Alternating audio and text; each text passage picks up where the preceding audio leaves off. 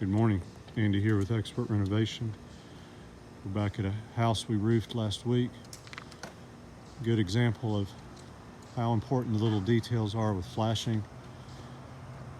Guys, when they built this home, neglected to put any apron flashing under the chimney. And you can see where Macario is working. It's been leaking forever. The customer told us she could hear water coming down the chimney, and that's why.